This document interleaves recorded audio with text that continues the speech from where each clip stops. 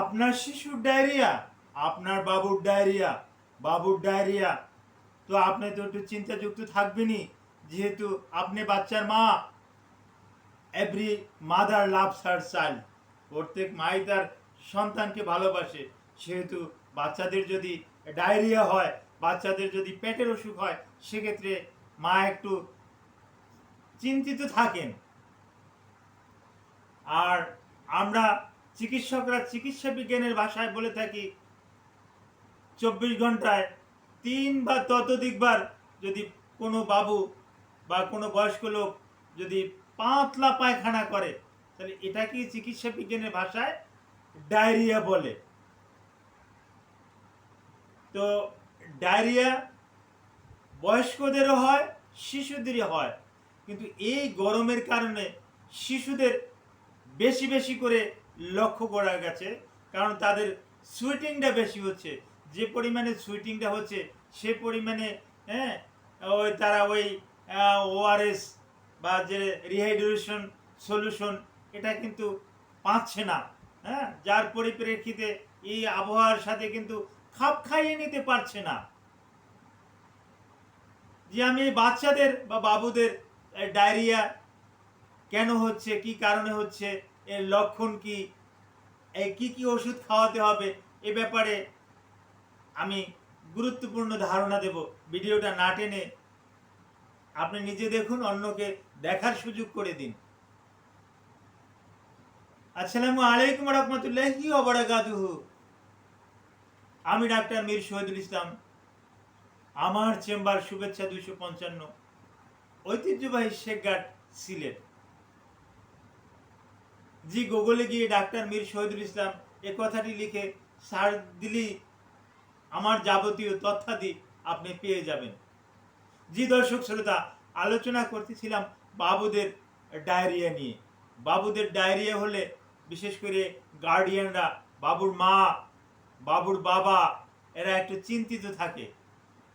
আর এক্ষেত্রে যদি বাচ্চারা যদি এমনি একটু রুগ্ন শুকনো হয়ে থাকে, বাচ্চাদের যদি এমনি ইমিউনি সিস্টেম দুর্বল থাকে, তাহলে তো বাচ্চারা আরও একটু দুর্বল হয়ে পড়ে। সেক্ষেত্রে মা বাবারা বেশি চিন্তিত হয়ে যায়। এখন ডায়রিয়া কেন হয়? ডায়রিয়া তিন ধরনের জীবাণু দিয়ে হয়। ডায়রিয়া 3 ধরনের জীবাণু দিয়ে হয়। Number 1, bacteria. এই ব্যাকটেরিয়ার ভিতরে বেশি যেটা আমরা পাই, ইকোলাই নামের একটা ব্যাকটেরিয়া। Number 2, virus. এই ভাইরাস যেটা আমরা সাধারণত পেয়ে থাকি, এটা রোটা ভাইরাস। রোটা ভাইরাস দিয়ে ডায়রিয়া হয়। Number 3, fungus. সাধারণত এটা ক্যান্ডিডা অ্যালবিকান্স, এই গোত্রের ফাঙ্গাস দিয়ে ডায়রিয়া হয়। তো বেশিরভাগ ক্ষেত্রেই ইকোলাই দিয়া বেশি বেশি হয়ে থাকে। এখন ডায়রিয়ার লক্ষণ কি? শিশুদের ডায়রিয়া হলে বারবার, বয়স্কদের ওই একই কথা, বারবার পাতলা পায়খানা করবে। কারো কারো ক্ষেত্রে বমি থাকতে পারে, আবার বমি নাও থাকতে পারে, শ্বাসকষ্ট থাকতে পারে। আর পেটটা নিচের দিকে দেবে যাবে। পেটের চামড়া পিং করলে, ডিহাইড্রেশন যদি সিভিয়ার হয়, তাহলে এটা ফিরে আসে না, তখন এটা আমরা সিভিয়ার পর্যায়ে বলি। আর এই সিভিয়ার পর্যায়ে তাকে আইভি ফ্লুইড দেওয়ার জন্য নিকটস্থ হসপিটালে আমরা পাঠিয়ে দেই। এরকমের লক্ষণ দেখা গেলে আপনার করণীয় কি? টেনশনের কোনো কারণ নাই, দুশ্চিন্তার কোনো কারণ নাই। এক সময় ছিল ডায়রিয়া হলে মানুষ বেশি চিন্তা করত, ভয় পেত, এবং ডায়রিয়াতে শিশু মৃত্যুর হার অনেক বেশি ছিল। কিন্তু এখন শিশু মৃত্যুর হার একেবারে কমে আসছে। বিশেষ করে ICDDRB এর মতে এখন এটা পার্সেন্টেজ একেবারে অতি নগণ্য। তো আপনাকে করণীয় কিছু দায়িত্ব পালন করতে হবে। যেহেতু আপনার বাচ্চা শিশু, ও কিছু বুঝতেছে না, আপনি মা, আপনিই হলেন ওর চিকিৎসক। আপনাকে করতে হবে কি, হ্যাঁ, ওকে পরিমাণ মতো, অর্থাৎ একটা বাচ্চার যখন পাতলা পায়খানা হয় তখন ওর শরীর থেকে বেরিয়ে যায় লবণ, যেটা সোডিয়াম ক্লোরাইড বলি, তারপর আসে পটাশিয়াম ক্লোরাইড আর পানি। এই তিনটা জিনিস বেরিয়ে যায়। এই তিনটা জিনিস পূরণ করবে ORS, ওরাল রিহাইড্রেশন সলিউশন। এই ওরাল রিহাইড্রেশন সলিউশন কতটুকু খাওয়াবেন, একটা বাচ্চাকে আপনাকে দেখে বুঝতে হবে যে কতটুকু পায়খানা করছে, কিভাবে কি 4 চামচ, 5 চামচ, 8 চামচ, 10 চামচ, এরকমের নির্দিষ্ট একটা মাত্রায় আপনি বাচ্চাকে খাওয়ার স্যালাইন খাওয়াবেন। ইচ্ছা করলে আপনি খাওয়ার স্যালাইনের সাথে ওই রাইস স্যালাইন পাওয়া যায়, রাইস স্যালাইনও আপনি বাচ্চাকে খাওয়াতে পারেন, এটা অতি উত্তম হবে। সাথে সাথে আপনি ডাবের পানি, তারপর আসে ভাতের মাড়, চিরার পানি, এগুলোও কিন্তু বাচ্চাকে খাওয়াতে পারেন। তবে ভাতের মাড়, তারপর চিরার পানি, এগুলো দেখা যাচ্ছে যে এগুলো করতে গিয়ে আপনার আরও হাতে টাতে নোংরা টোংরার কারণে আরও বাচ্চা অসুস্থ বেশি হয়ে যেতে পারে।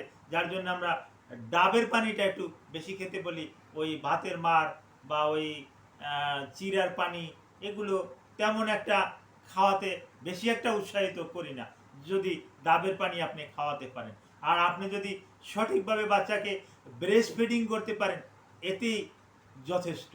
এখন আমাদের দেশে মায়েরা যেটা করে, এই ব্রেস্ট ফিডিংয়ে বড় একটা ভুল করে। এখন জ্যৈষ্ঠ মাস, এই মুহূর্তে আমার শরীর ঘামানো, আপনি মা, আপনার শরীরও ঘামানো, আপনার ব্রেস্ট ঘামানো, আপনার নিপেল ঘামানো, এমতো অবস্থায় বাচ্চাকে ব্রেস্ট ফিডিং করালেন, কিন্তু আপনার ব্রেস্টটাকে ভালো করে স্টেলাইজ করে নিলেন না, একটা টিস্যু দিয়ে বা একটা তোয়ালে দিয়ে এটা মুছে নিলেন না, যার পরিপ্রেক্ষিতে আপনার যে শরীরের যে ঘাম, এই ঘামের সাথেই দেখা গেল যে এখানে ব্যাকটেরিয়া, ফাঙ্গাস, ভাইরাস কিলবিল করতেছে। বাচ্চাকে দুধ খাওয়াচ্ছেন, ও খাচ্ছে, দুধের সাথে ঘামও খাচ্ছে, এই ঘামের সাথে ওর পেটের ভিতরে ওই জীবাণুটা ঢুকে গেছে, যার পরিপ্রেক্ষিতে ওই আপনি ওকে ডায়রিয়া হওয়ার জন্য সহযোগিতা করলেন।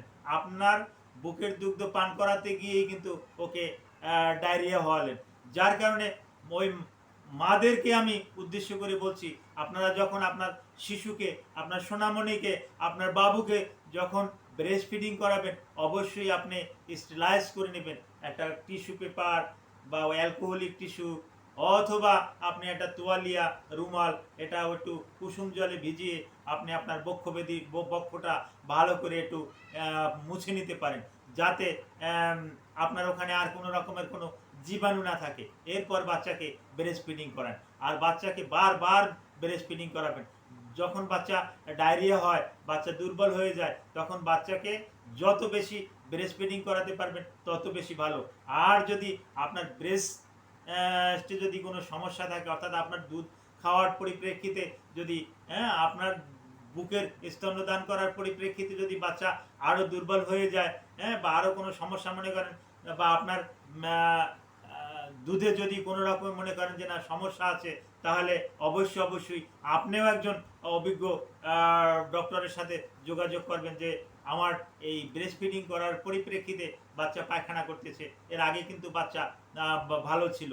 তো এই ব্যাপারগুলো সব ডাক্তারদের সাথে শেয়ার করবেন, আর ডাক্তাররাই আপনাকে এ ব্যাপারে সুন্দর একটা পরামর্শ দেবে। এখন কিন্তু ডায়রিয়া কোনো একটা ব্যাপার না, এটা কিন্তু ঘরে বসেই আপনি এর চিকিৎসা করতে পারেন। আর ডায়রিয়ার চিকিৎসার জন্য আপনি বাচ্চাদেরকে যে সমস্ত ওষুধ খাওয়াবেন, পাশাপাশি তার ভিতরে ওই জিঙ্ক অক্সাইড, হ্যাঁ, এই জিঙ্ক সালফেট আপনি খাওয়াতে পারেন। বাজারে বিভিন্ন নামে জিঙ্ক সালফেট পাওয়া যায়, এটা আপনি বয়স অনুসারে ডাক্তারের পরামর্শ অনুযায়ী খাওয়াবেন। তারপর ম্যাট্রোনিডাজল, নিটাজক্সানাইড, অর্নিডাজল, সেকনিডাজল, বিশেষ করে নিটাজক্সানাইড ভালো একটা রেসপন্স দেয়। এটা কতটুকু খাওয়াবেন অবশ্যই একজন পেডিয়াট্রিক ডক্টরের পরামর্শ বা যে কোনো অভিজ্ঞ একজন ডক্টরের পরামর্শ নিয়ে এটা খাওয়াবেন, তাহলে অতি উত্তম হবে। আর ডায়রিয়া সংক্রান্ত ব্যাপারে যাবতীয় প্রশ্ন আমাকে করতে মন চায়, হ্যাঁ আমার কমেন্ট বক্সে প্রশ্ন করুন বা সরাসরি হোয়াটসঅ্যাপ ইমোতে আপনি কল দিন, আমি সম্ভব হলে আপনার কল রিসিভ করে আপনাকে তথ্য দিব। Thank you all.